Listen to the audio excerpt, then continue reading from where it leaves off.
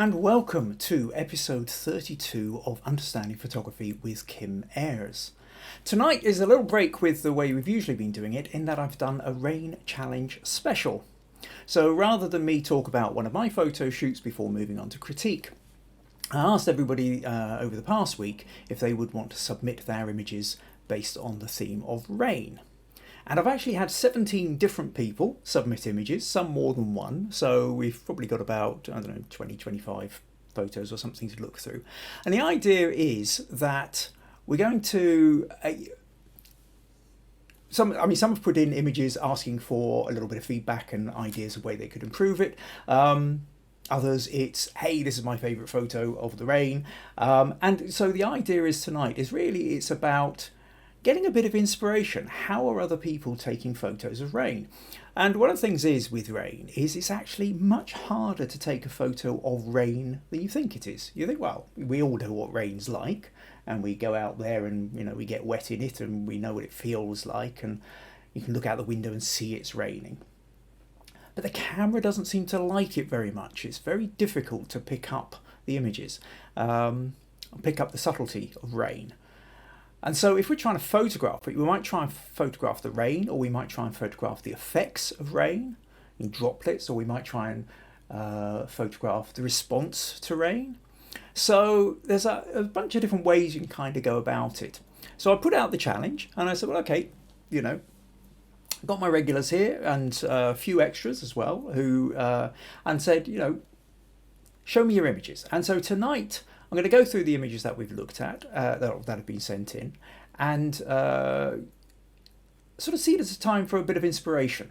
Get a chance to sort of see what other people are doing, how they've done it. I'll talk through the different aspects of what they've done, what each of the photos that where they've really worked or where they might have been improved, and hopefully it just becomes a kind of sharing, learning process. Now, as always, I'm here live on Facebook. So leave a comment and I can check in. I will check in periodically throughout with the comments. In fact, I see we've already got a couple. Maggie, my wife, says hello everyone. Stacey, good afternoon. It's bright and sunny, 72 degrees here in Hatboro. That's in Pennsylvania, North America. 72 degrees, Fahrenheit obviously. Yeah, here it's about 9 or 10 degrees Celsius. And it's dreary, it's wet, it's miserable, a lot cooler.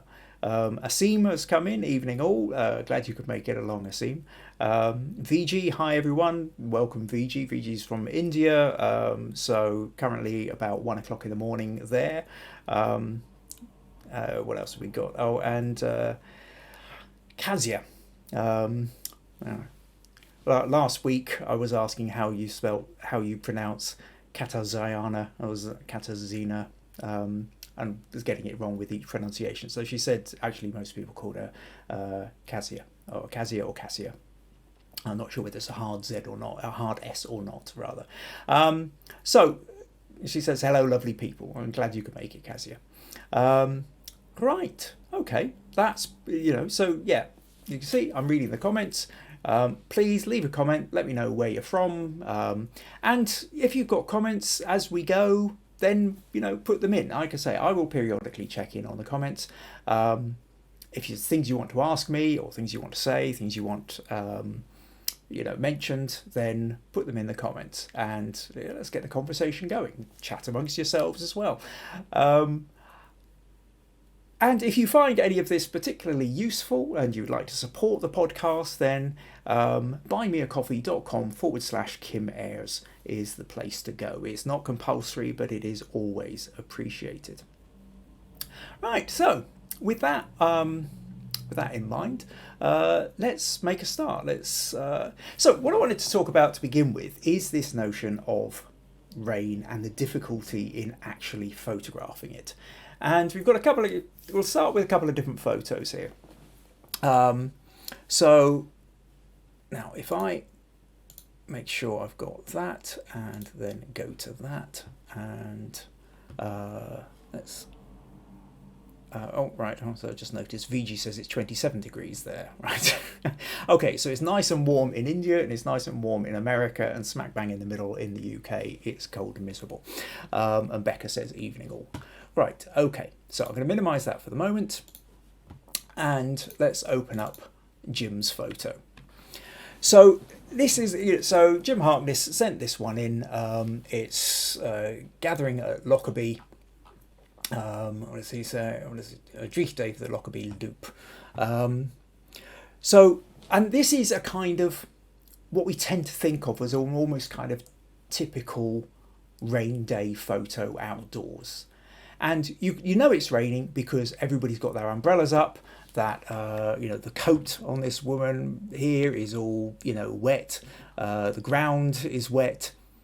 But you can't really see the rain. You can see the effects of the rain, but you can't see it very well. If you sort of zoom in really closely, you can kind of notice a little bit up around in the shadows here, but it's very difficult. The light doesn't seem to really want to get a hold of it. So let's take another one then. So Paul sent in this one with the comment, where are we? The challenge of being a tennis player in Scotland. Yeah, rain stopped play, a well-known problem in Scotland. And here we've got the kind of mist. It's the low cloud. You can see the mistiness disappearing off in the background. Again, though, it could have just been a misty day. Why do we know that it's wet? Because she's holding an umbrella up. It's actually not really a lot there for us to see that it is actually raining. There might be, not sure whether in the background I'm making out a couple of little droplets, but it's difficult because this is a low resolution photo. So there might just be little brick marks and stuff like that. So again, what we're up against here is this notion of the effects of rain without really seeing it. Now Mike Rowe sent in this one, candid mono image. Well, it is the British summer, so okay, not taken this month. Now in this one, it's just small low res. I'll zoom in a little bit for those of you who are watching on smaller screens. And so what we've got here, biker by the look of it, there, and you can see you are actually starting to see the rain. Apart from the fact that he's looking sort of resigned to the fact that he's getting wet. If we zoom in a bit, and there's we can see the droplets on the jacket, and there are little streaks, like if you notice here over on the left. Now the important bit about this is that why are we seeing the rain here where we didn't really see the rain in the other ones? And the main reason is that it's lit from behind. If you look at where the main light source is coming from this photo, what you see is the light is primarily behind the person. You can see that the back of his neck is quite lit up, the shoulders are quite lit up, but his face is in more shadow. So the stronger light is behind the rain. And where we're most noticing the droplets is in the darker patches of the picture. So we're noticing it down little bits in front of his face, in the darker shades of the window. And that really is what starts to give us the real clue as to how to photograph rain. The key thing you need backlight. You need the light behind the rain source. And then what happens then is the light refracts through the raindrops and makes its way into the camera.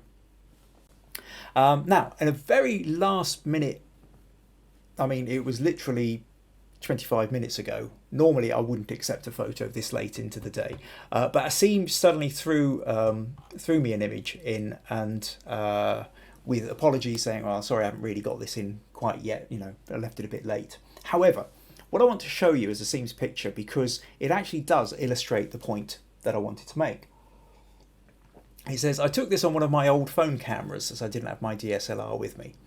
I decided to break the cardinal rule and took the photo against the sun as I love the texture of the fiery rain against the backdrop of Oxford's County Hall and the castle. Now, let me show you. No.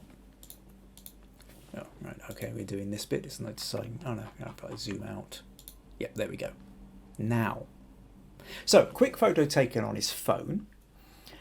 Now, here you can really see the rain. And this is exactly what I was talking about. And the reason you can see the rain is because the light source, in this case the sun, is directly behind it. Now, you can't see the rain where the sky is blown out. You can't see it in any of the pale areas of where the sun is or where the sky, is bright.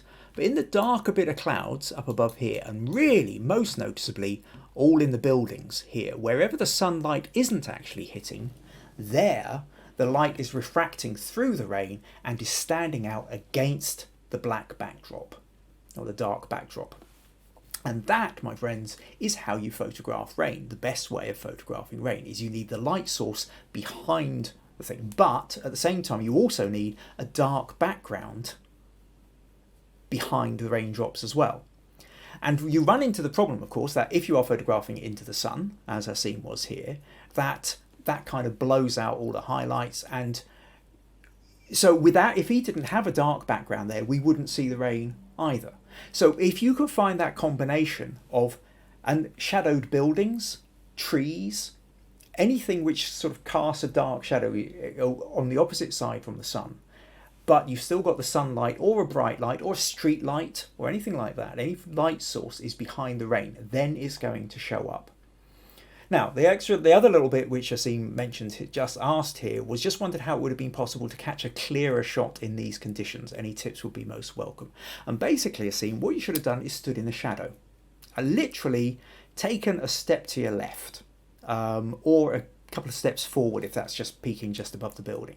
Now, given the fact that it does look like you're on the street there, I can understand if you've got to watch out for traffic. But the idea is if you step into the shadow, and if at this point you've got the building in the way of the sun, or if you're out in the country you had a tree or something else, the sunlight itself is still going to be coming over the top of the building. It's just you're not going to have the camera pointing directly at it. So the building or the tree or whatever object that's in front of the sun will be silhouetted. The sun will still be shining and hitting the water, and you will still get these fantastic raindrops against the darkness of the silhouette without actually having to sort of blow out everything by actually having the sun itself in the picture. So I hope that makes sense, Asim. That literally a step to your left or a step forward would have solved that problem. You'd have still had this lovely effect, except for the fact that you wouldn't have blown out all the highlights at the same time. So I hope that kind of gives you a kind of an intro start to the notion of photographing rain. Okay, so in a moment I'm going to move on to looking at the effects of rain, but that little set of photos seemed like a good way to sort of start the evening with the problems that we're up against when you try and photograph the rain directly. So thank you very much to Mike, Paul, Jim and Asim there. That's great. That really gives us a kind of good start. So I'll just check back in, see if we've got anyone. Oh, Greg said hi everyone. Hi Greg, glad you could make it. We'll be looking at some of your photos later too. And Asim comes in and says that makes sense, Kim. Thanks very much. Well, I'm glad that does, Asim. Thank you for the feedback. Right. Okay. So next thing then next bit I want to talk about is, let me just flip back over to here. Yeah, now actually there's a photo, it's sort of a slightly different category on its own, but it's but I still wanted to talk about it. And this is one sent in from Robert and Anne in Texas. Now they sent me the high resolution version and just said, and to which Robert said,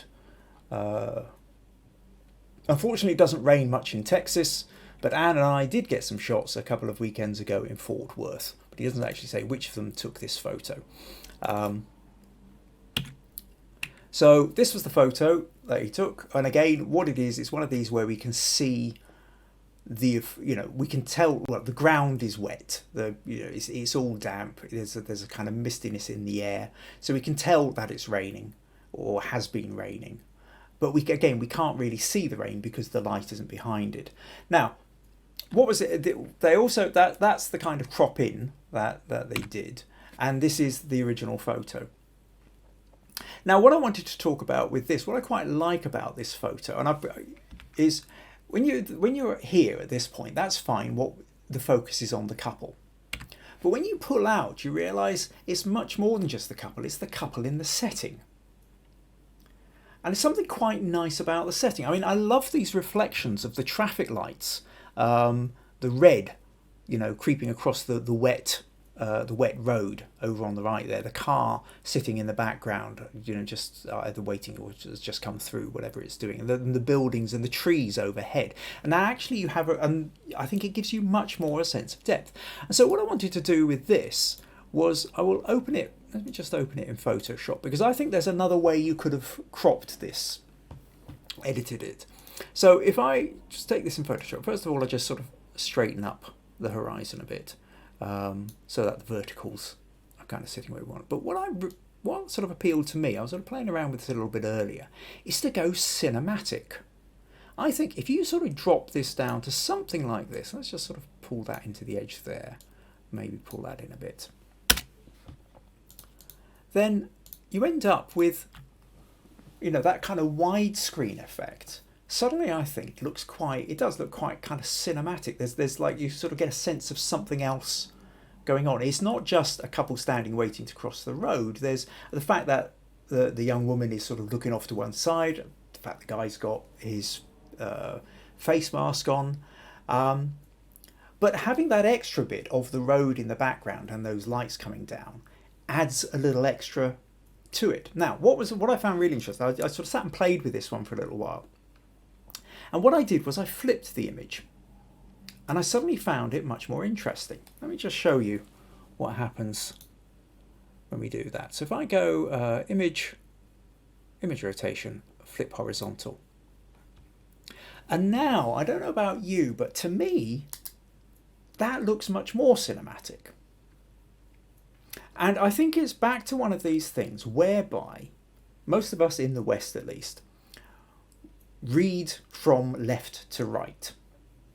Now, I know in Arabic and Hebrew, I think you read from right to left. And I don't know if you grew up doing that, whether you look at pictures in a different way. Still waiting for somebody to get back to me on that one and tell me that, yes, they grew up in a different way and they read pictures left to right, or right to left rather than left to right, or the other way around. But what I found interesting with this is the difference between that and that. And I think what it is because of this feeling of we read from the left of the picture and move towards the right, is that when we've got it this way round, we notice the couple, and they're the main focus of the picture. And then over on the right, the car and the street are just a kind of an add-on. But when we have it round this way, because we start over on the left of the picture, we notice the car and the street. And then we notice the couple. So the car and the street carry more weight because we've seen them. They sort of carry a little bit more importance with them. They're sort of leading us into the couple standing on the street corner, rather than we've seen the couple and then, it's a little bit extra. So I quite like that. And I think from there, you could then go in and maybe edit and sort of draw a little bit more detail out the shadows, or play with colour schemes, or whatever. But that kind of crop, I think, kind of has much more of a feel to it. And given the fact that the original version, this here, the only indication that we've got, if the rain is an important part of this, the only indication we've got is the literally, I suppose, the stones, the paving that they're standing on. When we come to this, because we've got the road and we've got those fantastic reflections of the traffic lights in the road, I think, we've got the reds there. We've even got the greens, coming down from the green light over there. I think that really emphasises that notion of a really damp area. And also, I mean, even where we, when you go back to the green area, it fades out. It's getting mistier. We can tell that the light is sort of pushing up against the density of the atmosphere. So I think that gives us a much better sense of a wet road, but also that cinematic feel of like something's about to happen. So I hope you found that one interesting. Right, okay. Mike Rose come in and say good evening all. Hi Mike. If you've just come in now, looks like you've just missed my comment on your picture, which was about 5 or 10 minutes ago. Catch it up on the replay. Right. Am I back yet? I am. Right. Okay, cool. Maggie's just stuck her thumb up through the door. Cool. That's great. So where was I? So yes, Mike says good evening all, and I had actually just been talking about your picture, Mike, a little bit about 10 minutes ago, 5-10 minutes ago. So if you maybe want to go back, you can check on that. Maggie, it's making the difference the flipping it makes. So yeah, that's sorry, head still elsewhere. Thank you, Maggie, for support in my thought there. Stacey says, yeah, but I learned both. In Hebrew school, you automatically open from the left. Okay, so you read the Hebrew, but the thing is you're based in America and you've also kind of dual learned. So I suppose I don't know how that's going to affect whether you sort of naturally read to the left or to the right. VG says we could see the green streaks of light as well. Clever. Yeah, there's back to that notion of the green light as well as the red light reflected in the road. Stacey says I think both angles look good. Much different to looking at the light when the red and green lights come on. And then I've got a bunch of no, it is frozen. Becca says I can hear you but no feed. Asim says you are back, we can hear you, but the pic is frozen and it's back now. Stacey, you are good. And Kazia says all good. Right. At least I didn't. Thank you for sticking around and not going, all right, that's it, gone.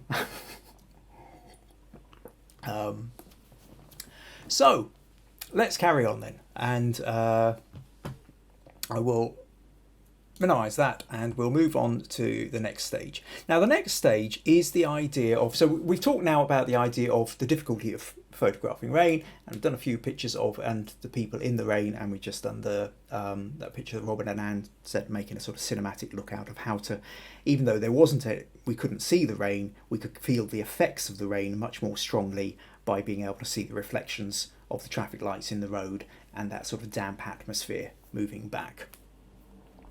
So next thing I want to talk about is the notion of the next group of photos is basically then sort of getting into the effects of rain, primarily the notion of droplets on the on glass or on other things. So again, if I flip back here, this one came from William Hiddleston, raindrops on a car window.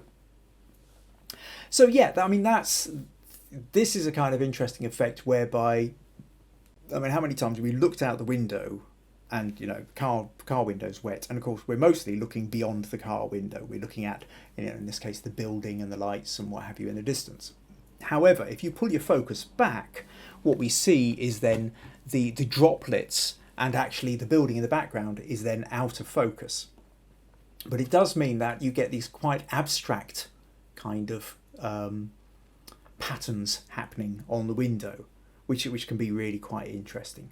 The only thing I'll say with this, William, the little bit of kind of OCD bit in me, which likes a kind of level horizon, is I find that the tilt I just desperately want to kind of straighten it a bit. I'm not sure whether you meant to have it tilted, whether it was a kind of artistic choice, or whether it was a case of you just took a quick shot and weren't really thinking about it. Now, if we take that idea then of the droplets on the glass, this one starts to look even more abstract in a way. So, in fact, actually, to be honest, when I saw this, I wasn't sure what I was looking at. So I asked Jim, well, quite straightforwardly, could you tell me a little bit more what it is I'm seeing here? And Jim says, this is an image of marbles on wood behind glass with rainwater droplets on the glass. So that's quite brilliant that you've got 4 marbles sitting on wood and then glass over the top of it, and then the rain's fallen down. So rather than it being through a window, this is actually onto a surface, and the way the water, reacts and the light diffuses and abstract, you end up with a very kind of abstract image where it's all about pattern and colour. And I think what would be quite interesting is, what I tend to feel with this, Jim, is that it's it feels to me a bit like a starting point.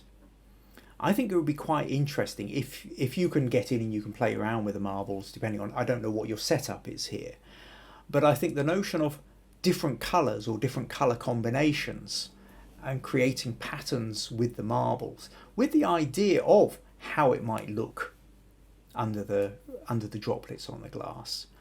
I think it's almost like a whole new area to start exploring of abstract photography with water and colour.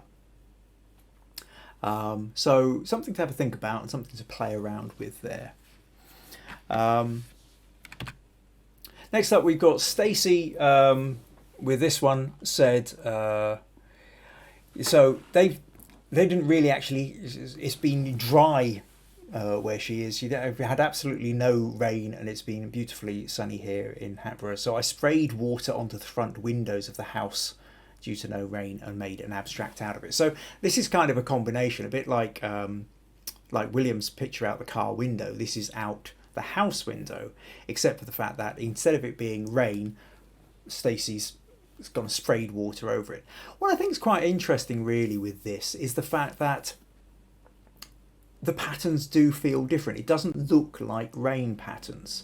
I mean, if we go back to that, or even that one, there's much more of a kind of random feel. You've got long drops and small drops and streaks and bits where the rain kind of pools together into slightly bigger bits. It's not so evenly spread, and that's something that we tend to really recognise with rain. The same thing here with the water droplets on Jim's glass.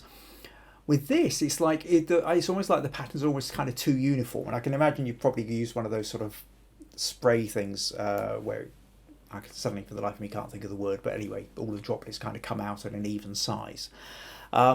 If you're going abstract as well, though, you need to kind of have to think about the way that you've sort of the balance of the colours and the balance of the shapes. And one of the things with this is you've got a really strong, bold white line straight down the middle of it. And to an extent, I tend to feel, Stacey, that that's kind of just a bit that should have really been off centre or kind of counteracted with something else. It just feels like it's kind of hitting us a bit in the middle because it's an abstract picture or abstract shapes. We're looking for trying to find things, and a strong white streak I don't think is really giving it to us. We're not sure what it is we're looking at, but it's drawing all the attention without necessarily giving us a reward of interesting shape or interesting colour or interesting combination. I mean, there are other combinations. We've got reddish here, we've got the yellow, green, blue. There's even a bit of blue down in the right corner.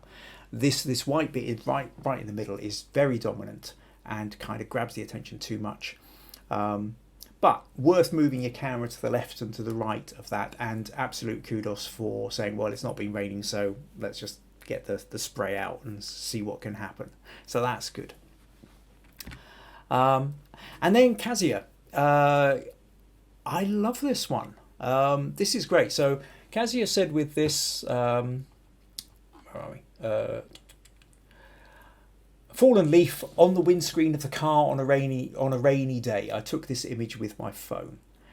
And what's nice about this is that again you've got that looking through the glass, and the background is of course much more that sort of abstract way. And again we can see those random blobs of water, which where the pools run together and everything. But that leaf is just a lovely kind of offset, and the colours of the leaf are not too dissimilar to the colours of the lower part of it's either a building or a bus or something down in the bottom left hand corner of that picture.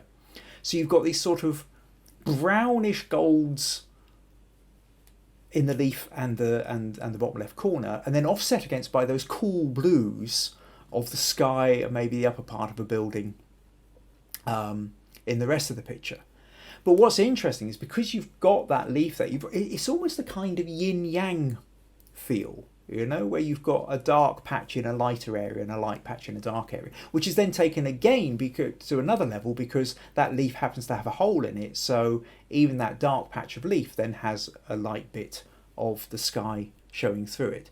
So it's a strange mix of sort of abstract and realism. We know what it is. We know it's a leaf on a window, but it also gets quite abstract and sort of references other ideas with us. So that's great. I'm sitting in the car. You suddenly notice that. Maybe I don't know whether you're looking up or whether, but whip out your phone, take the photo. Good call. Good to notice that one, Kazia. And then if we move on to Nicola. Now this again, I'm not so sure whether is it rain or is it just a kind of a damp day. But what we've got here is rather than droplets being on glass, we've actually got droplets on a spider web. And quite often with spider webs, they're very fine and we can't see them unless the light happens to be glinting on them at exactly the right angle. But when you get that kind of damp mist, it just kind of coats everything. Maybe it's low cloud or a fog. Then very often you get all these droplets appearing on spider webs, and they can be absolutely beautiful. So you suddenly really see all the shape and the light refracting through them. So it's definitely one to be looking out for. So yeah, nicely spotted that, Nicola. Right, I just want to see. Have we got any more comments? Yep. Where are we? So,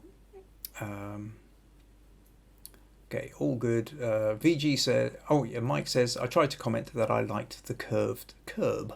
Right, okay. Thanks, Mike. VG says, lovely, the marbles distorted effect. Jim says, we'll play about with your ideas. Thanks, Kim. And Jim thanks VG too.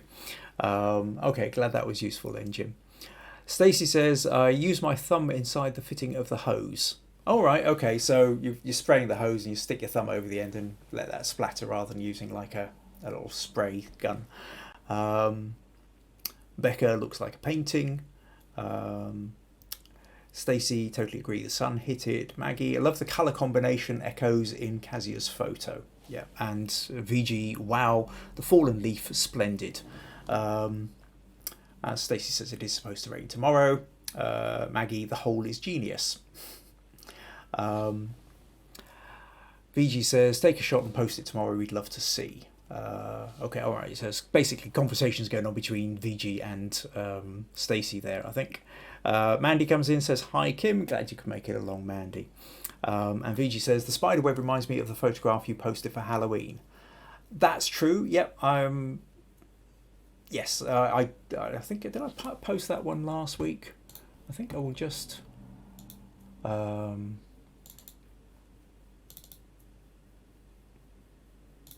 I'll just... This was one that I did...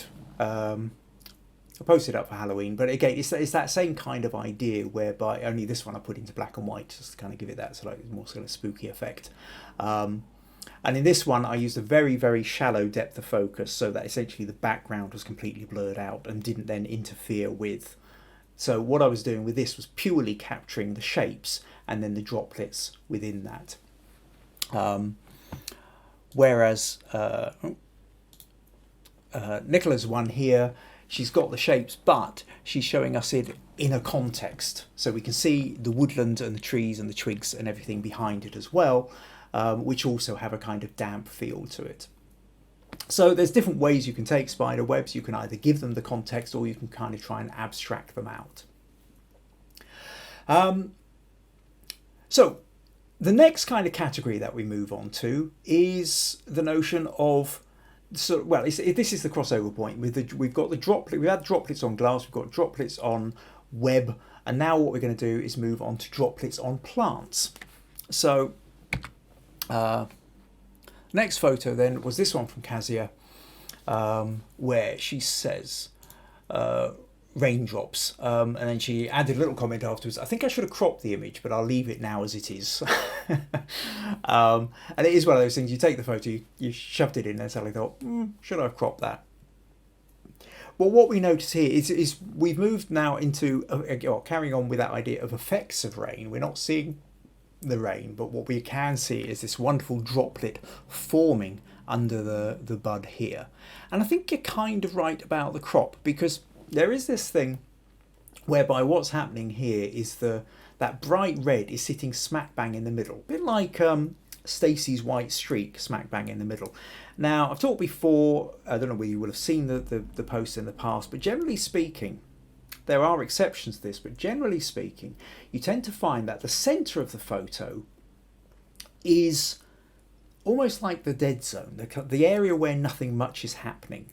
It's the most balanced part of the photo, but because of that, it kind of means that your brain doesn't stick with it. It kind of looks past it. Whereas if you go off center, if you start adding a little bit of tension if you start adding in diagonals, or you move off center, these sort of tension things tend to make the eye kind of come in and linger a little bit longer. And it doesn't take much to, let's just again open this with Photoshop for a moment. I'll get rid of that one, but from Robert and Anne. And okay, so now there's a number of different ways you could crop it. You could have it, if we go rough rule of thirds, you could have it down in the bottom kind of corner, but that then I think looks like there's a lot going up in the top. Really, I tend to think with this, we've got that in the middle, so you may as well kind of bring it, if we do something like that, so it's now then moving into the photo. You really get a sense of, it's now occupying the space, and you've got the stem holding it. Again, for that matter, maybe it might be different if we flip it. I haven't tried this. Yeah, I kind of think that works better. Again, that reading left to right, sort of then the stem is taking you up to the bud. And then that twig almost seems to kind of cradle it at the other end. So yeah, always worth playing around with a crop. Take your photo, and then how might it sort of sit better if I cropped it a little bit different. Right, and a couple of people praising Kazia in the comments. So let's flip back. That one, minimize that. So next photo I want to talk about is, okay, let's just minimize that for a moment, back to here. Now Eamon, this is more droplets on a plant. But what I wanted, and I'm going to just take, it's really what I wanted to do was just sort of take the next step up from what we've just been talking about, Kazia's picture here. We've got with this one, we've got the droplets are all on the tree, but I think it's kind of overkill with detail. We've got big bright sky in the background, which is grabbing a lot of our attention. You find yourself wanting to kind of move in close where the detail is, which is exactly what Eamon did then with his second photo. He came in close, and this I think works a lot better. We've now got all the droplets. He's using a narrow depth of focus. It's got a wider aperture, which is giving that kind of bokeh effect, so that the droplets in the background are out of focus but catching the light.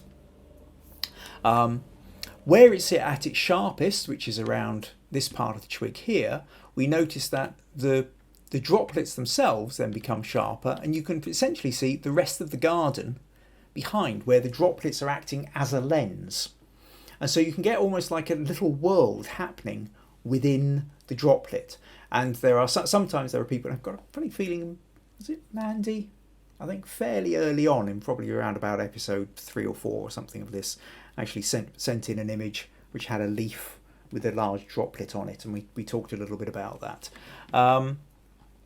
What I would say with this one is, again, I think there's more room for cropping this and give it, because one of the things I'm very aware of is this notion that most of the strength, all the lines are sort of, while they're not absolutely horizontal, they're kind of horizontal-ish.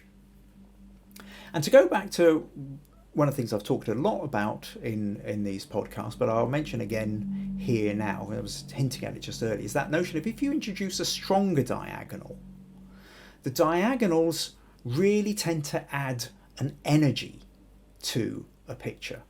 Strong horizontals and verticals calm an image down and sort of make it sort of feel safer and softer and kind of, whereas a diagonal tends to add a sense of urgency or movement or energy into a picture. And a very, very brief kind of notion, there's the idea that if you've got something which is horizontal, it's not going anywhere. It's flat, it's sitting there. If you've got something vertical, again, there's a kind of security to it. But if something is sitting at a diagonal, you're kind of waiting for it to fall over. So our brain is kind of primed to the idea that a diagonal is more associated with movement or intention or anticipation than verticals and horizontals. So if we take this idea, and let me just show you briefly then how much of a difference that makes. So if we take this idea, and what I'm going to do is I'm going to crop in, but what I'm going to turn this. Let's go back a sec. I'm going to crop too quickly. I'm going to rotate this to something like that, I think. And then what we're going to do with this is now, you see, you have this really strong diagonal that runs down to the bottom left corner. And that's another thing with diagonals, is that diagonals very often work at their best when they run to a corner, or at least point towards a corner.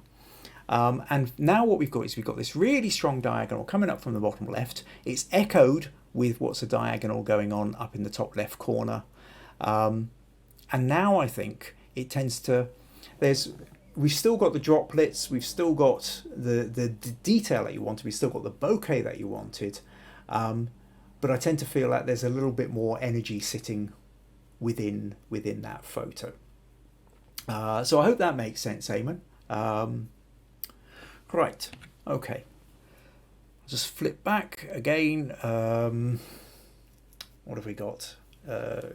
Because I'm aware that the comments are going on and I've got lots of pictures, I'm sort of trying to flip back a little bit more often, I think. VG says, flipping the red bud is good, and the dried branches are now not stealing the show. Yeah, I think you're quite right there, because with the dried branches at the beginning, again, you sort of add more weight to them. Mandy says, yep, that's right, Kim. Cool. So it was you who was doing the droplet photo. Oh, there you go. I actually remembered something from several months ago, which is really kind of, I don't know, it's a weird thing with memory, isn't it? I mean, trying to remember what I did this morning, trying to remember what I did 2 days ago, not a chance. Remembering a bit of a conversation or something from 6 months ago, somehow it seems to be there. But I think I have found I tend to remember conversations or concepts or ideas much better than I understand or recall facts. Who said what, where and when? Not really. But an idea and a conversation, these are the things that tend to stick in my head. Right, okay. Let's just close that one from Eamon and that one from Kazia. And so then we've had, I will throw it around. So next couple of photos we've got are where we've gone from the twigs, we go into the leaves. So this one from Keith, I don't know, did Keith actually say much there? Just a quick, oh yeah, that was yeah. Keith actually said, when he emailed me this one, also said, really enjoying the blog, by the way. And though I only comment occasionally, I do read it quite regularly. I suppose, yeah, I thought I will just do a little plug for the blog here. So let me just flip back to here. And so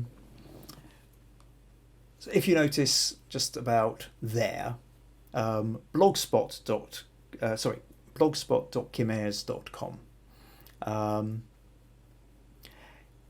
is, oh no, sorry, kimayres.blogspot.com.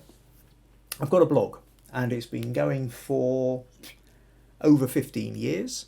And for the last 7 or 8 years, it's been more about my photography. It kind of went off a bit, but what's been happening is since I began the podcasts, after every podcast, I write a wee blog. So tomorrow morning, on a Wednesday morning, I write a little bit of a sometimes it's very much about the podcast, sometimes it's about an idea that came out of the podcast, sometimes it's just zooming off on a tangent and hasn't really a lot to do with the podcast. But it kind of came out of the idea of my blog. I write about thoughts and feelings and ideas and how I felt. So it started off with how I felt about how the blog, how the podcast had gone, because I'm making this up as I go along. You know, these podcasts didn't exist. I didn't buy into them. There's not a pre-ready-made template existing there. I make this up, and that means that there are times when I feel really pleased and a little bit smug about what I do, and there are times when I feel absolutely horrified and overwhelmed with imposter syndrome, and I think, why on earth would anybody ever want to listen to me? So these kind of fluctuating moods, we all have fluctuating moods. I just happen to write about them as well. So if you're interested in the writing, do visit the blog as well. So a little bit of plug for that. Actually, while I'm here, let's just do the other plug for the buymeacoffee.com/Kim Ayres if you fancy supporting the podcasts. Right, okay, so back to Keith's picture. And basically, what we've got here, very much the droplets then on the plant. And then similarly, Becca did this one, a much softer leaf, much more in the way of the softer pastel colours, beautiful pinks, very gentle. And Becca said, single begonia flower after the rain. I love the silky petals and the spiky leaves. Yeah, that little spiky leaf at the top is a beautiful kind of contrast to the soft curves and gentle colours of the leaf. And again, I think maybe you could. It's possible you could have made more of that, Becca. I think if I'm not entirely sure unless I was actually there and could see the angles you were at, but maybe to sort of angle and find the leaves and the petals in such a way that the spiky leaf maybe interacts with it a little bit more, or contrasts against it, or maybe has, so that you can kind of create both the softness and the spikiness in a way that they kind of talk to each other within the photo. Here it's mostly about the softness of the petals, and then there's the bit of spikiness coming in, but it isn't dominating, or it isn't strong in the way that I think it potentially could be. And again, what I would also suggest is, whilst you come down, you take a nice shot, think about that notion of the diagonals. Tilt the camera if you want, change the angles, and see where you can sort of start playing around with that. And I think that will give you other ideas to play with, Becca. And then, where are we up to? Stacey sent in this one, where she'd been busy telling us that it hadn't been raining, but she did say, this one I took during a rainstorm last week. So again, got the droplets on the petals, they're really showing up. I think with this one, it's a notion of light. It's a very kind of dull light, obviously on a cloudy day. Would be quite interesting is if there was another source, a sort of bit of sunlight kind of coming in from the side, or something catching it, would do something quite interesting. But anyway, that notion of the water on the petals, the water on the leaves, really kind of adds something. And then the one that this one by VG, I'm absolutely blown away by. I love this one. I absolutely love this. It's the kind of thing, I happily have as a desktop wallpaper on my computer. And I was looking at this when VG sent me this one, trying to think, what is it about this? And I think it's a combination of different things.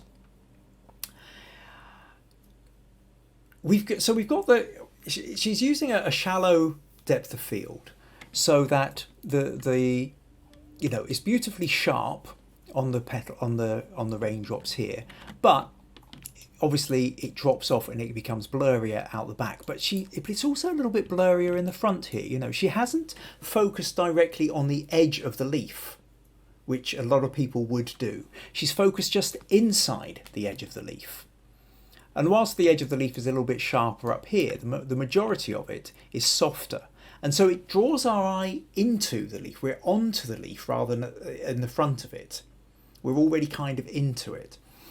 It's beautiful. Now, everything I've said about diagonals, right? There's a beautiful curve that comes round here. But one of the really powerful things with this is actually the diagonals that are running behind it. And this is what I think kind of adds such an extra level of texture to this. Let me just, now it's going to be difficult to really capture the bit that I want because it's very subtle. But what we have here, I'll tell you what, let's just throw an extra layer on here so I can just draw a couple of lines. So obviously we've got the dominant part, what we're seeing is this sort of triangle here. And the triangle, because we've got a strong diagonal, that's great. That, you know, gives us that sort of sense of energy. We've also got layers. We've got layers of sort of soft front bit, the detail, and then it softens in the background. But look at these lines here that are running in the background. And we've got a strong sense of diagonal running from this corner and then up to this corner. And so corner to corner, strong diagonal in the background, which is offsetting the curve that's coming down, the dominant curve that's coming down. That's counteracting it. And we've got softness underneath the leaf as well. And I think in all, it kind of creates a combination that for me is quite irresistible. I mean, I'll tell you what I will try. Let's try and do this. Okay, I'm going to try and just see if I can cut out the background for a moment. You know, it's not going to, no, it doesn't like me doing that. Okay, let's see if I can counteract that and just kind of cut that bit back in. Now, this is going to be very rough, as always, but I do want to, but hopefully it will kind of prove my point that, okay, let's just try and cut. It's not wanting me to. Okay, so if we say that that's essentially the majority, the main part of the photo is that. So I'll just copy and paste that there. Or actually, let's just mask it. No, wrong one. Out mask. That's what I want to do. So that if I remove that, we've got a background. So I'm just going to show you what happens if we say filled that background with black. Okay, it becomes interesting. It draws our attention completely to the front. We could fill that background with a dark green. Similar kind of effect. But the thing is, I think it's when you've got that softness and you've got these extra lines in the background, that's what's really making a difference. Now, I think we could lighten it a little. If I take the levels here over on the right, we can see that it's actually kind of, we just nudge that up a little bit, something like that, make it a little bit brighter, I think that maybe helps a bit. There we go. So just take that up to something like that. Just helps brighten, lift it a little bit, I think. And then those little background diagonals become a little bit stronger as well. So it's one of those things as well, as you're doing your photography, I always say it's one of these, when we first start out, the main thing we focus on is the thing we are taking the photograph on. And then the more experienced we become, the more aware of the background we become.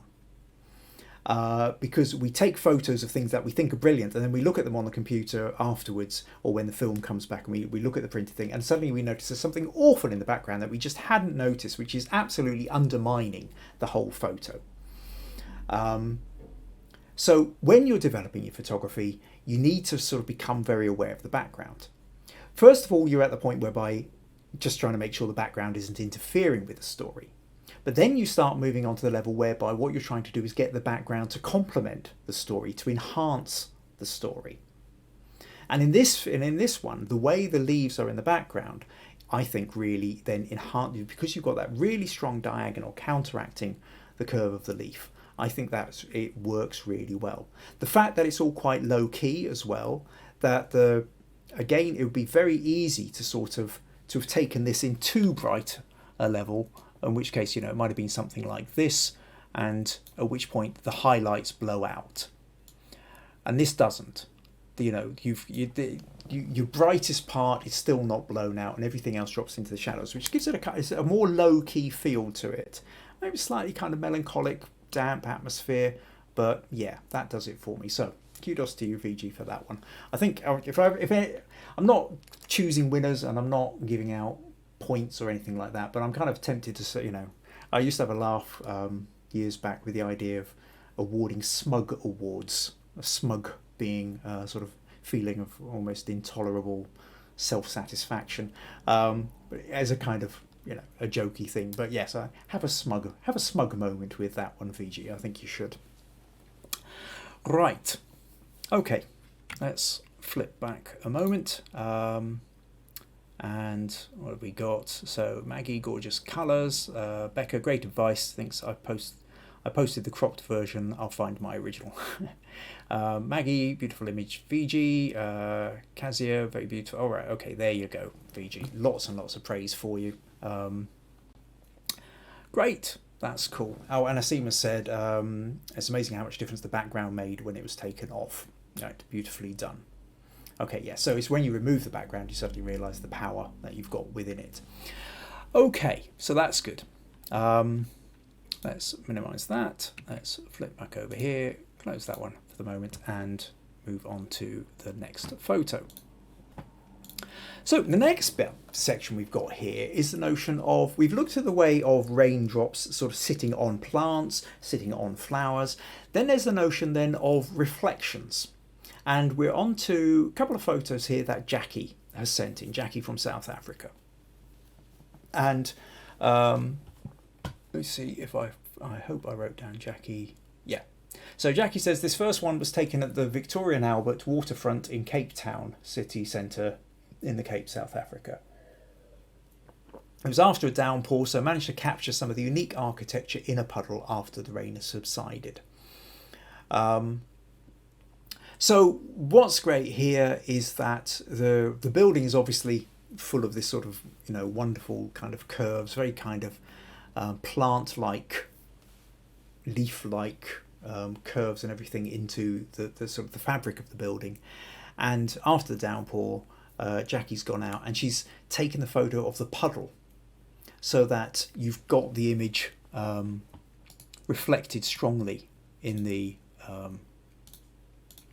and what becomes interesting with this, and I've seen plenty of people do this, it's fun for a moment and then it kind of wears off, but a little bit of fun is actually if you then rotate that 180 degrees or something like that, then it makes you think that the main thing is at the top and the lower part is the reflection, and it sort of just kind of makes you look at it in a slightly different way. So a little bit of fun, but it is one of these things I've seen people do a lot in photography competitions where actually it's a gimmick that wears off quite quickly. But for the fun of it, you know, worth doing. Jackie also sent another one, which was this. Again, playing around. You've got the reflection of the boots in the puddle, which I really like as well. She says this image was taken near Van Schurk, just past Paarl in Western Cape, South Africa. I become so aware of my lack of ability to pronounce anything that isn't in English. It was obviously after a heavy storm, so in order to add some extra interest, I added the pair of boots in the puddle that it had caused. So there's been the downpour. She's gone for this. There's a puddle. They've got the mountains in the background, this dark, dramatic sky. But rather than it just being a landscape, Jackie has added the boots in. And that kind of creates a very different feel to it. I hope you weren't sitting there in bare feet getting soggy socks with you while you took the photo. Is that suffering for your art, Jackie? I think for me, I like the photo. I kind of feel that crop doesn't quite do it for me in the sense that I either kind of want it to be square or I want it to be more landscape. That sort of 2/3-ish kind of crop. I know it appeals to some, but there is a sense for me that I feel like it would almost be more, yeah, if I just, maybe it's the way we see things, I'm used to, we're either used to a kind of Instagram world where pretty much everything's square, so in which case you can do that, and that then looks fine as a kind of typical Instagram type photo. Or I'll just use the content aware thing to fill here. I think if we go for a sort of slightly wider angle, something like that, then maybe you sort of shift it slightly off center again. This kind of ratio is, I suppose it's more what we're used to seeing on television.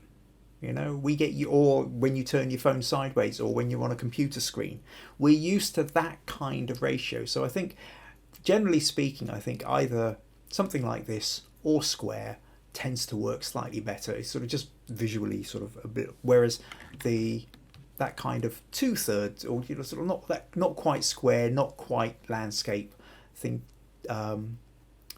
But then it's personal taste. If you're happy with that, then you stick with that. All I'm talking about here are my personal preferences, but hopefully justifying why. Right, okay. And then the next photo then is this one, also looking at the notion of reflections, but in a slightly different way, by Maggie, my wife. So rather wonderfully, Maggie's decided to join in with this, which I'm really pleased about. Maggie's been incredibly supportive of me over the last sort of 7.5 months doing these podcasts. But this is the first time she's decided to sort of put a picture in herself. Maggie's not a photographer, she doesn't use the camera much, and this was, I think, taken on the iPad. But she was determined to try and do something. And so this is actually leaves in the wheelbarrow out in the garden. And what I love about this is the layers that you've got. So you've got the leaves that are sitting on top of the water, you've got the leaves that are sitting below the water, and then you've got the reflections of the trees above coming through as well. And it all becomes really quite abstract. You've got the sort of orange and green, orange yellow kind of greens colour palette with it as well. And also, actually, one of those things that I quite like is the way this twig that's up here curves around, and then you actually get this sort of line that again runs down to the bottom right diagonal. You've also got this little bit of leaf or twig or something coming up from the bottom diagonal, and I think that, again, it sort of just adds that little extra to it. So yeah, that idea of, again, building layers, I think, is good. I mean, actually, one of those things with Stacey's boots, we've got you've got the boots in the foreground, but you've also got the mountains and that sky in the background, and you've also got the reflections underneath. And so to have those layers, similarly with this, we're playing with a sense of depth and also height, and reflections. You can see through the water and the reflections of the water at the same time. And when we come back here, we've got the same notion that you can see through the water, but you can see the reflections of the water, and you can see what's on the water at the same time. And I think wherever we can, well, not always. I mean, sometimes there are particular kinds of photos you're going for where minimalism is what it's all about. But sometimes there's a lot to be had for sort of saying, how can we layer this up? Where can we find the interesting bits? The trickiness is to be able to do it without everything interfering with everything else. Now, if anybody has seen Maggie's art, Maggie does abstract art, cold wax and oils. Amazing stuff, but she gets very much drawn to abstract lines and textures, and you can kind of, if you know her work, you can kind of see, I sort of recognise that almost like as a Maggie image. I mean, obviously her paintings are quite different, but I recognise some of the sort of themes and tropes and sort of textures that I know I can see why that appeals to Maggie, and how that kind of imagery can sort of subtly work its way into some of her paintings. Okay, let's flip back a moment and just see if we've got anything. Oh, VG said to Maggie, first time you've posted, welcome. And Mike says, does Maggie get a smug award? Of course Maggie gets a smug award.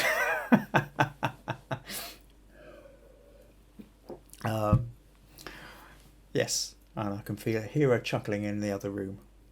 Or is that's the horrified gasp.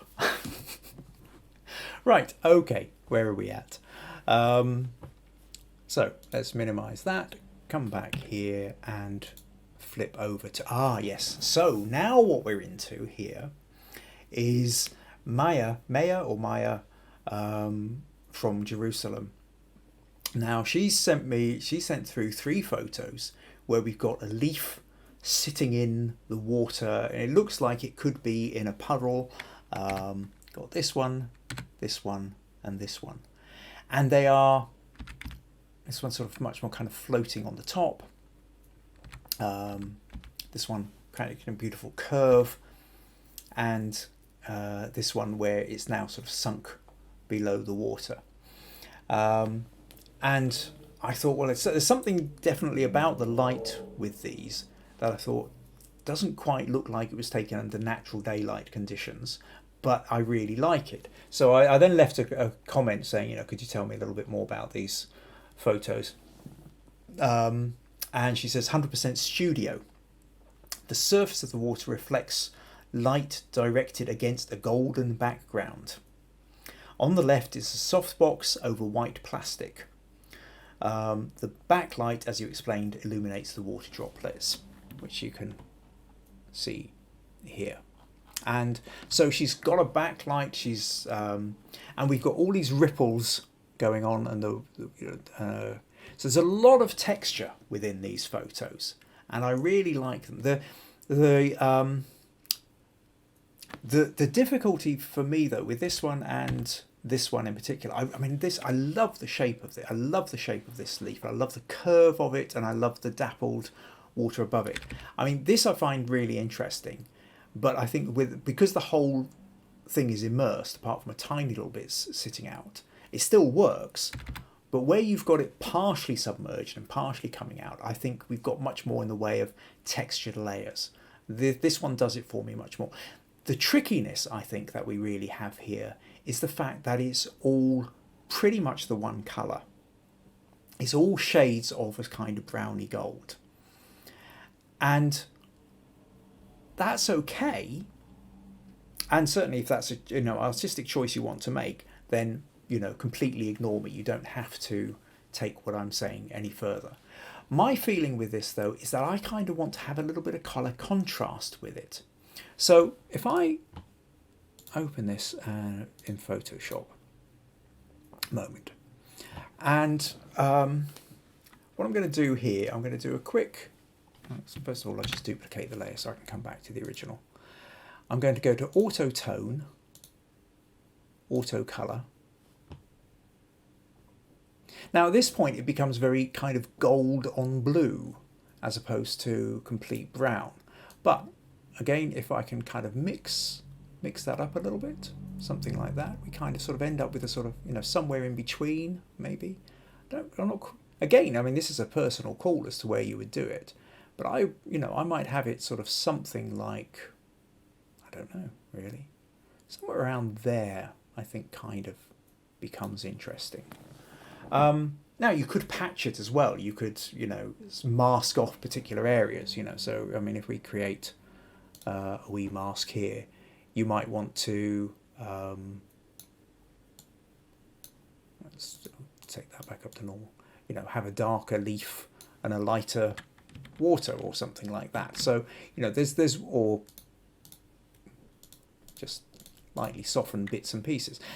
There's all sorts of things you can do to play around with it, but I do think I quite like the idea of a little bit more contrast between the colours as well. So if let me just take that into Camera Raw for a moment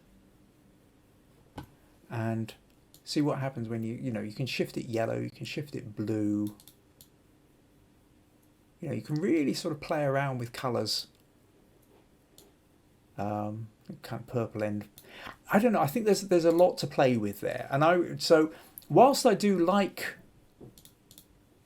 the browns of this, they just kind of feel a bit too dominant. And I think if you kind of played with a colour balance a little bit more, so that the water and the leaf are sort of slightly different tones and colours, I think it then kind of stands out a little bit more. Another thing with this is the crop, and the crop whereby I feel it's a little bit close to the top when you've got such a large space at the bottom.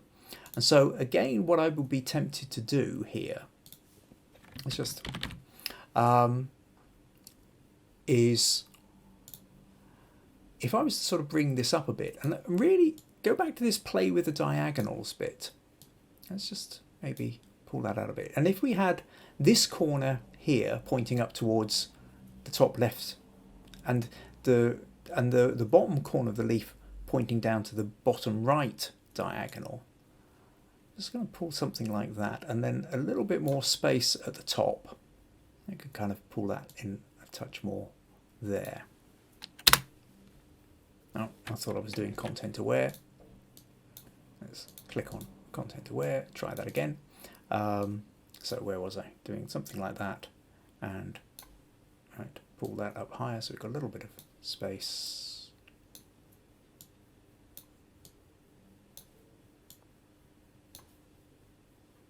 Maybe tilting it back a little bit. Something like that, I think. Right, just so. Try that again. And yeah, that feels a little bit more comfortable to me. And again, you know, I mean, I'm playing this, your artistic choices, you take precedent. I'm showing you just what I think might work in another way. You know, if we compare that to that crop, that one works a little bit better for me. And I think part of it is, again, the kind of pointing the diagonals to the corners. So just show the pencil so that, you know, this one is, turn that to white. This one essentially is running a line up here. This line is running a line down there. And this one's pretty much running a line up there as well. And I think by hooking those, it kind of makes it a bit better. And then we've got a little, we're not feeling quite so close to the top part there. So anyway, I wanted to play with that. I really like, and yeah, okay, throw another Smug Award into the mix there, Maya. I think, you know, you've done it beautiful. I mean, yeah, your setup in the studio, the way you've done the light to bring out the textures, I really, really like that. Okay, let's flip back a moment then, and what else have we got here? Oh, so okay, Maggie was saying it was a smug chuckle, and thanks for the comments. See, as long as it was smug, that was the main thing. Maggie, fascinating textures. This is on Maya's picture. Asim makes me crave a chocolate cake or brownie. Yeah, there's something about that colour. I can go along with you there, Asim, for sure. Becca loved such the earthy colours. Maggie, funny enough, so was I. Oh, that's the chocolate brownie. Okay, Maya. Well, if you're not doing photography, obviously, you know, get into the baking. That has got a strong future in chocolate brownies. And VG, it's woodsy, earthy, all browns. Is if the leaf is bright orange, lovely clicks. Cool. Right. So, next thing I want to talk about. Where are we? Let me just see where we'd got to. Okay, we're running into the last section now here, which was a couple of photos that came from Greg. And Greg, first-time poster here at Understanding Photography with Kim Ayres as well. So he sent two photos. I'll just briefly go over one before I go on to the last one. So this one is from Greg. It says, swans at Ullswater, sheltering from the rain under a tree. Taken not long after sunrise on a misty morning. The mist giving a separation of foreground and background. So I think we can see that it's kind of misty in the background there. I think this is one of those where, again, we suffer from the fact that we can't really see the rain. I mean, you know it was raining. You're obviously there getting wet. I suppose if I look down here, we can sort of see some droplets kind of sitting in the bottom. So whether that's just droplets coming off the tree or whether it's the heavy rain, it's not so obvious. There's a bit where I wonder with this one, Greg, whether it might actually... I'm not sure that the composition or the photo is lending itself to the idea of the wet day. There's a kind of a... When I see a lot of the other photos that you do, where you've got a kind of rich level of depth and the way you use colour with depth, this one doesn't feel like it's as up there with a lot of your other photos. And I think, quite simply, this isn't... I'm not going to be able to properly echo a sunny day. But if what we were to do here is... So if I just drag this into camera raw for the moment. If I was sort of increase the saturation a bit and the contrast, and then maybe nudge this over, see if I nudge that over a little bit into the blues, and then that way we get that contrast. You see, again, a little bit, not quite as much as Maya's leaf, but everything's in the kind of warm yellowy browns here. But if we nudge a little bit over to the left with the temperature bit, then the waters look much more blue, and then the autumn leaves, which are still quite orangey yellow, contrast much more strongly with the blue of what now looks like the blue of the water. Now, if I nudge up the vibrance a little bit, saturation, I'm going to overkill here, but that's because that's what I'm trying to do. Nudge that contrast. That you can kind of start to see what it might look like on a sort of sunnier day. Now this is overcooked, but just wanted to give you that sense of that kind of sort of slightly brighter, sunnier kind of feel to it. And I think if you were managing to get there with the lights hitting the tree, I think something like that, then it would sort of really spring to life. Whereas I think that in itself just sort of feels a bit too... There's not enough contrast going on. I think it feels a little bit flat and life, not as much life in it. Whereas now, this is just an quick edited version, but I think nudging it into the blue at the very least helps. But the other photo I want to talk about is this other one that Greg sent, which is another blow me away, serious smug award photo.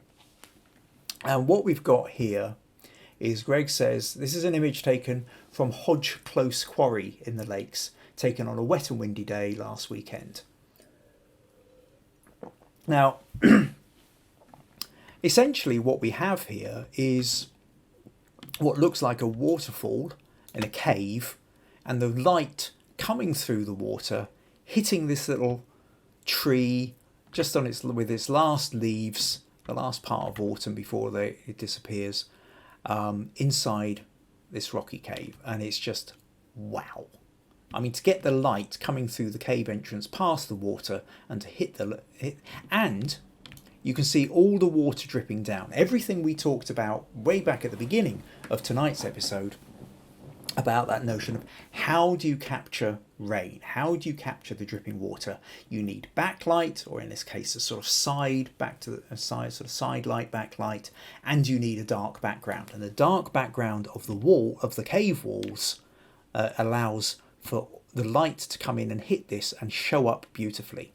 At the same time, it's beautifully showing up the leaves. I did ask Greg whether that was an actual waterfall coming down, and it turns out that actually it's a quarry. You've got it's kind of a deep quarry bit, and there are in fact two sort of entrances to the quarry. You're not seeing one of them because he's standing in it and he's looking across at the other. And actually what happened was it was heavy rain, and the rain was just kind of essentially cascading down the side and just happened to be running over the top of it. So it has a waterfall effect without being an actual full-time waterfall. But where Greg has really been incredibly lucky with that is to be there with the light. That the chances of getting that combination of the light, the sunlight hitting at through at that angle to be able to get that bit of glint. That's the sort of one in a lifetime shot kind of, or certainly the kind where it could take several years trying to set up that shot and still never getting it. Did fair blow me away, that one. I just know it's that one of those photos where you look at it and you think, if I tried to get that, how long would it take me? And quite simply, I would never have the patience. I would never have the patience to keep going back, and I would never get so I wouldn't end up with a photo like that. So serious smug award to you there, Greg, for that. So yeah, you can zoom in and you just sort of see the wonderful way the light is. I mean, just look at that. This misty light. Yeah. So there we go. What a wonderful set of photos. Thank you to everybody who took the time to come in. This whole podcast this evening was a change to the usual way of doing things. I thought, well, let's try it out. Let's see what happens. Back in round podcast 14, I think it was, I did a Camera Club special. And then because I did a Spring Fling workshop back last month, where I was getting people to send in photos, this triggered this idea of, well, maybe we could do this every now and again with the podcasts. So a little bit was dependent on whether anybody was actually going to respond. I put out the call last week with no idea whether I would end up with anything more than about 2 photos. So the fact that we've ended up with a couple of dozen photos and sort of, I think it was, let's say, about 17 people who've actually sent in images is brilliant. So I'm very encouraged by that. So if you think this is a good idea, what I will probably do then is let's do a monthly version of this. Let's once a month, I'll work it out whether we do the first or the second or last Tuesday of the month, whatever it is. I'll set a challenge. I'll set a monthly challenge. I'll pick a theme, pick a topic, and then it's a chance to go out and either raid your archives to see if you can find something interesting to put in, or to go out and try something. The week before, I'll talk a little bit about what the challenge will be, give some pointers, some hints, some ideas of ways you could maybe sort of tackle the particular theme or topic. And then you post your images by the following weekend, and then we can have a good old discussion about it as well. So it's a mix. You don't, if you've got, an amazing photo you want to show off, that's great, show the photo off. But at the same time, as always, use this forum as a place for getting feedback, ask questions. Now, for those of you who are here for the first time or haven't really made the most of it, there is the Understanding Photography with Kim Ayres. Isn't just the name of the podcast. We've also got a Facebook group called Understanding Photography with Kim Ayres. Just type it into Facebook, you will find it. Make sure you join it. And then you can submit your images in there. Submit your images, and you can also see what other images other people are submitting. The whole idea of these podcasts is to help you move your photography to the next level. So if you've got problems, if you've got sticking points, if you've got things you don't understand, this is a safe place to ask. Okay, I will use my skills to help you try and move forward. And if you ask something that I don't know, I do know a whole bunch of other professional photographers with a whole wide range of skills. I'll go and ask them for you. So join the group. And also what I really like is I'm really enjoying the way the community side of this is starting to build. The fact that we have comments going backwards and forwards to each other as much as they are to me. And I've started to see that as well. People are posting their photos, and other people in the group, and other people are coming in and clicking like and leaving little hearts or leaving questions on asking people about the photos as well. And I really enjoy that. That I think is a wonderful aspect of what we're doing. We've been doing this now for 7 months, and it's growing and it's evolving. And so this idea of doing maybe a monthly challenge, if you like the idea, let me know in the comments. Okay, let's just flip back and see if we've got any more. Okay, couple of comments to Greg, asking you to telling you what a stunning image it is and a brilliant shot, and asking about speed lights. So Greg can answer those ones in the thing. Maggie says this was interesting. Hope you do it again. Mike says he agrees. VG says once a month should be really great. Stacey says sound good. Jim says yes, do it again. Really interesting. Oh, that's great. Okay. Asim says I usually hate online workshops and classes, but found this session useful. I'm glad you stuck around for it, Asim, and I'm glad I didn't fulfil your expectations of some bloody awful workshop. And Stacey said, I did experiment with some of your pointers. So that's great. That's really, okay, that's brilliant. That's encouraging. So yeah, I am now convinced we'll do a monthly challenge theme to add into the podcasts. The other thing is with this is if you know other photographers you think might be interested, might benefit from this, invite them along. Okay. In the end, word of mouth is the strongest form of recommendation and of building any particular group. You know, the more people we have who are into this, the more we're going to be supporting each other as we move the photography forward. So think about your friends, think about people you know who are into that photography, probably slightly on a, you know, obsessional level, desperate to want to find out more. Get them involved, okay? Drag them along. And again, if you'd like to support these podcasts, go to buymeacoffee.com/Kim Ayres. Again, absolutely not compulsory, but it is always appreciated. Next week, back to a sort of slightly more regular one. I'm going to talk about a photo shoot I did for a friend's daughter, Amber, on a white pony in a bluebell wood, where it very nearly didn't happen as we had one of the wettest springs on record, and the bluebells looked like they were going to die out before the sun was likely to appear and we were going to be able to do the photo shoot. So I think it was a little, I'll show you the photos. I think it was a little bit of a fun story behind it. And then, of course, there will be the critique section, and that's back to the kind of usual critique. So rummage through your photos, think of your questions. If there's something that you're feeling particularly stuck on, or you would like help with, or you've got a photo that you like, but whenever you put it into the competitions or whatever, it never really gets the response you feel that it should, or anything where you feel, well, I'd like to know a bit more about this. Go into the group, Understanding Photography with Kim Ayres, or if you are watching this on the recording on YouTube, because I record these, go up on YouTube, usually by Wednesday afternoon. Leave your comment on the YouTube video if you're watching the recording. If you're here on Facebook or watching it on Facebook, join the group, leave your comment in the group, and put your photo into the group, and I'll take a look at that next Tuesday. So, thank you very much for your time, your patience, and to everybody, especially everybody who submitted an image, and congratulations to all those who won a Smug Award. And I'll see you next Tuesday. Take care. Cheerio.